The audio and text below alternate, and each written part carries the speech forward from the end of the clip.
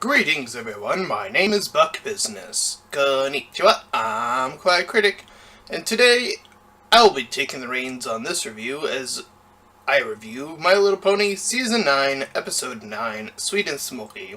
So before we begin, I do want to make an apology as the previous review I did also had the number Episode 9.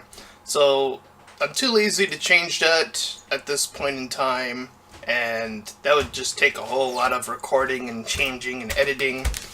Again, just too much time would be wasted trying to do that.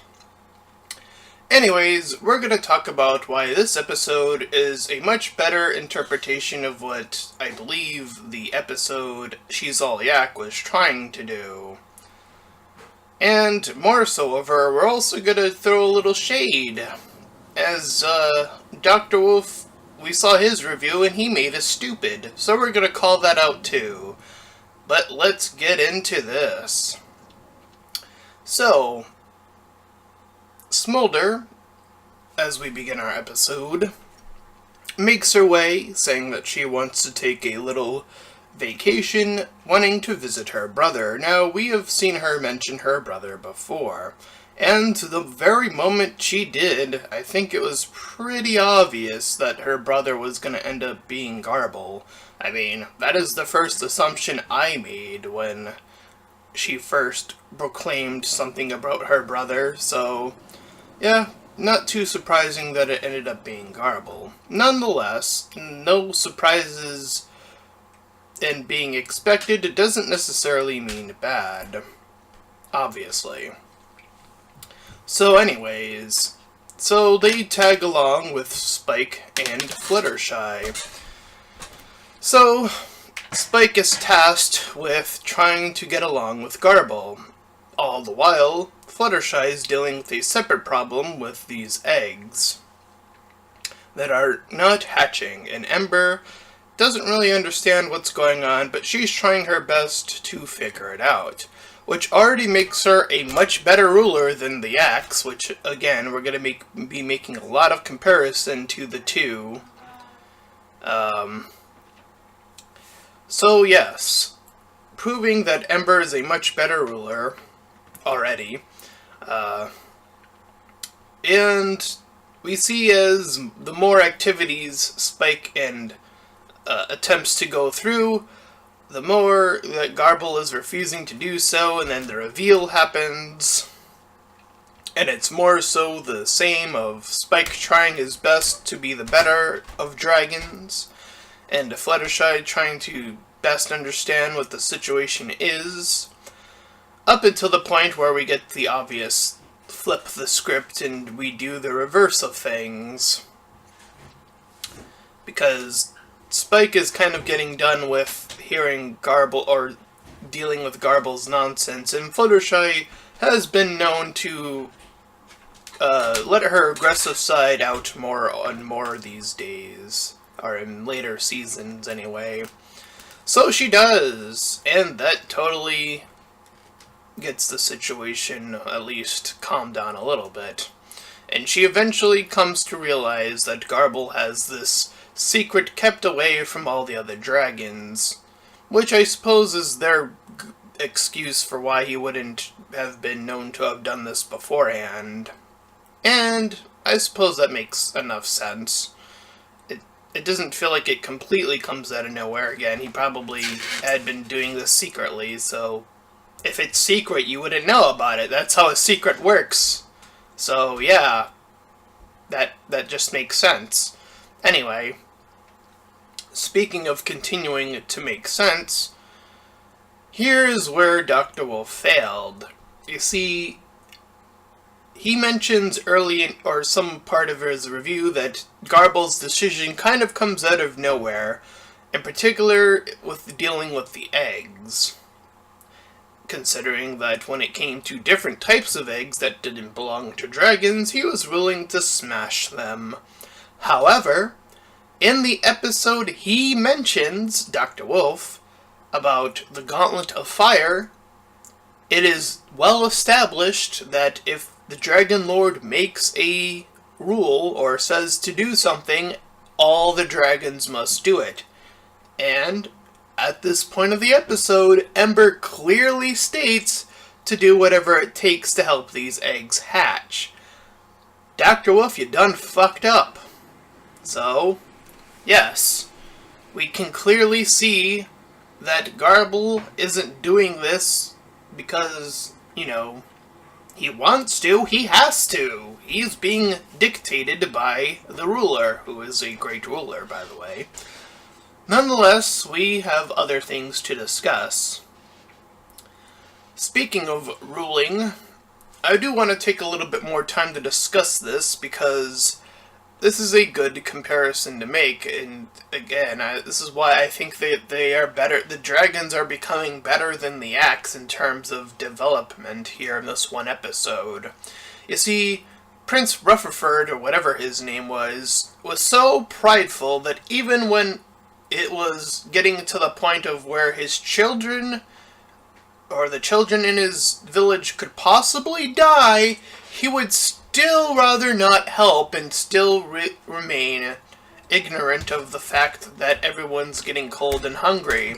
Here, Ember is pulling aside those differences and seeing that the future of their entire species is at risk, and she's willing to do what it takes, even if that means making changes to their cultural appropriation.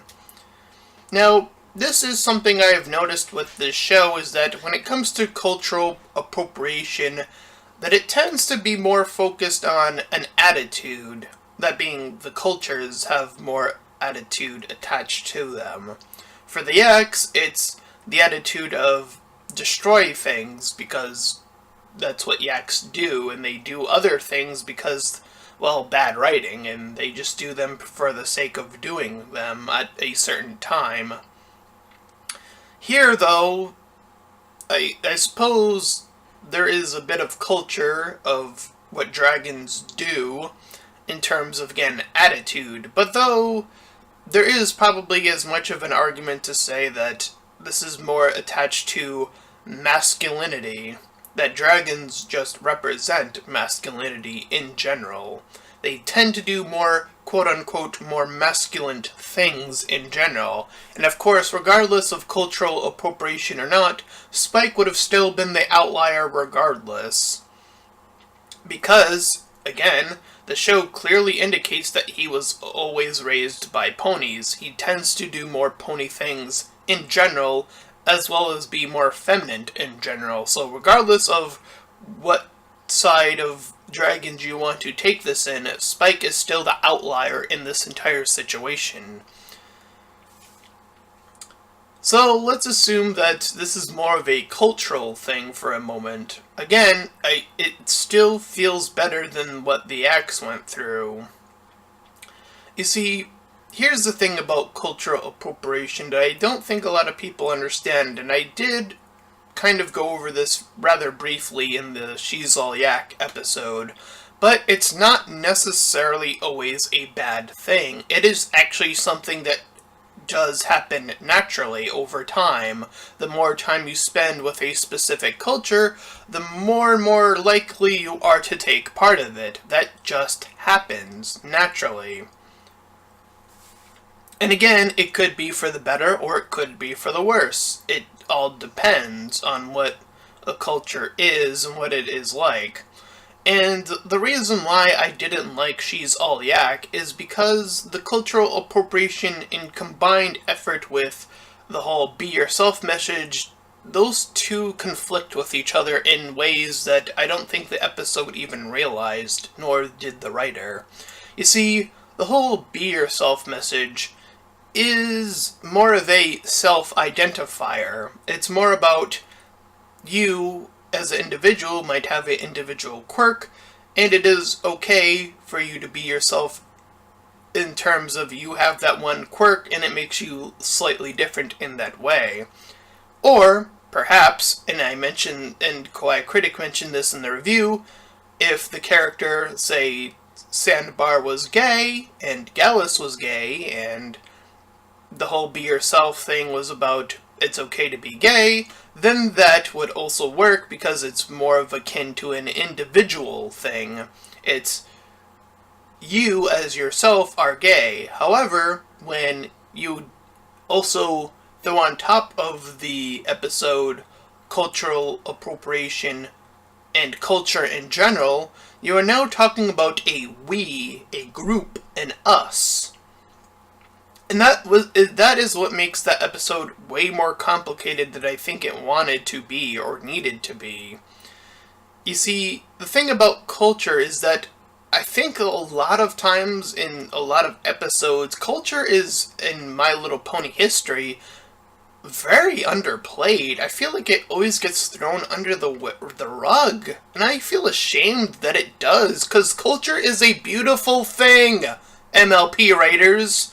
It's about time you recognized this in this episode, that culture is a beautiful thing, okay? And, for example, let's say that we wanted to go to the Dominican Republic. It would probably behest us to learn about the culture of the Dominican lifestyle or the Hispanic lifestyle to show respect. It's about respect. It isn't about changing yourself. It's about showing respect to someone else's culture. Sure, there could be a point in time where you exchange cultures. That's a possibility, but you're going to someone else's country in this instance. It's probably better to, again, at least learn some of the activities.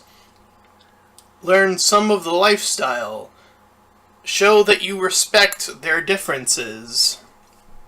In She's All Yak, if they were going to dance, without the training, by the way, Yona would have crashed the party anyways. You know why? Because her destructive dance would have done it anyways, even without the dress. So her learning to dance from the ponies was actually a good thing, believe it or not. It was actually a good thing that she learned to calm down. And yeah, the dress still messed her up, but nonetheless, now she has that skill, she's probably going to have it memorized, so it's better that she learned to dance properly. And that's a good thing! That doesn't mean she has changed. Sure, she spoke differently. And quite frankly, I wouldn't have minded if she started saying I instead of her own name. That doesn't seem that different to me, honestly. The other words could have stayed the same, and she could have just said, I do this and I do that. That would have been fine as well. Not much different there. But getting back to this episode, here, again, as I mentioned, Garble was given a strict order from the Dragon Lord. So, when he thought about his secret immediately, the two things just clicked together, because he already knew that the dragons were going to end up laughing at him anyways, and it was already established in the episode, Dr. Wolf, that the flames, when the dragons laugh, turn a certain color when things heat up. So everything in this episode is established. And yes, as I mentioned, just because something is predictable doesn't mean it's bad. Doing the whole, and I can't believe I'm joining this bandwagon, but it's actually not, it shouldn't actually be very surprising at all things considered. Being unpredictable also doesn't mean it's necessarily a good or bad thing. There is a word that I think a lot of people underestimate here. Execution. That is one of the most important words when it comes to writing. Execution, execution, execution. It is all about how you execute. You can have a good surprise. You can have a Game of Thrones surprise, and look how that turned out, okay? See, there is a clear difference between good and very, very bad. And you can also play it safe, and you can have a Sweet and Smoky episode, which is really, really good, or you can have a She's All Yak and do it really, really bad. It's all about execution. that is your lesson for today. So yes, we actually do think this episode is actually really solid, even if it is predictable. That doesn't matter. It's still really well written. It sets up everything so that the end makes sense. And it also keeps in terms with continuity as well. So there's also that. This episode's really solid. I don't know why someone would think it's not otherwise. It's really, really well written.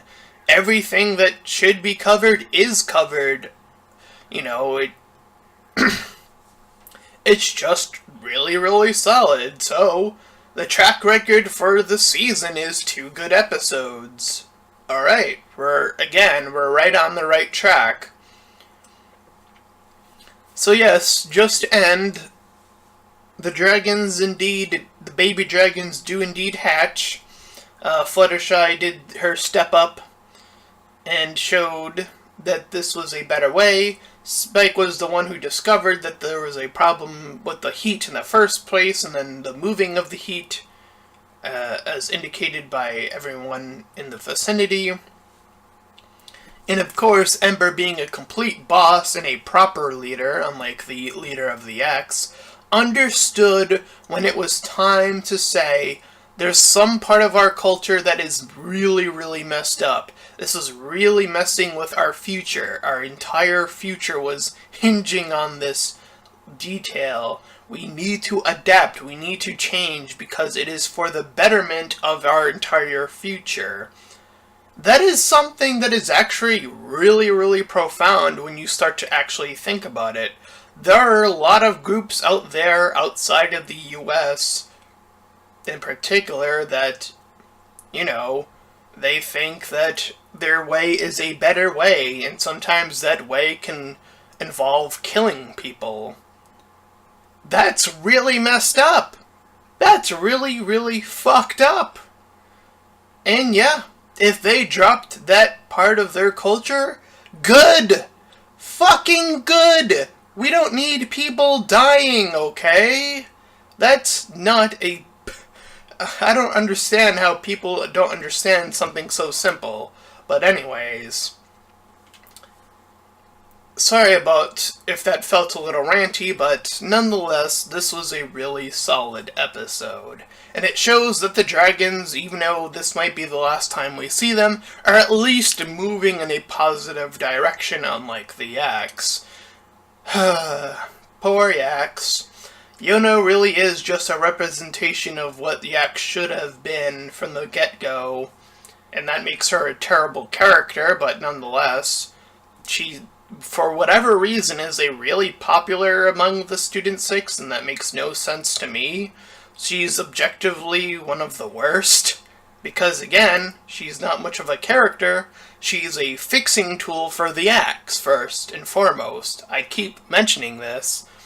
Hell, every other character, besides Sandbar probably, in the Student 6 is better than Yona because they're more flawed than Yona, and that makes them better than Yona because that makes them not rushed characters. Yona is so insanely rushed. I don't know why people think that's good. Rushing things is not good.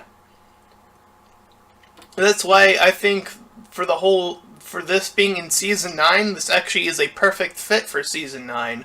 Garble finally starting to let loose and change all the way up into the final season. Good! That's how it should be! It took this long! Good! That's how it should be! Don't rush things! Writers, please! For future context. I know you're probably already working on, the 5th generation. This is how you should be doing things. Keep it nice, smooth, the transitions all throughout. You probably should talk more about continuity to save it from other episodes and talk about your episodes in advance, so that way you can avoid continuity errors. These are all future things to consider, but I highly doubt no one will ever listen to someone as small as us, but hey. Whatever. Anyways, that is well, primarily my review, but we both pretty much share these thoughts on Sweet and Smoky. So if you enjoyed this review, then please feel free to like, comment, and you can subscribe if you want, but you should probably subscribe to the main channel. And until next time, everyone, farewell, bye-bye.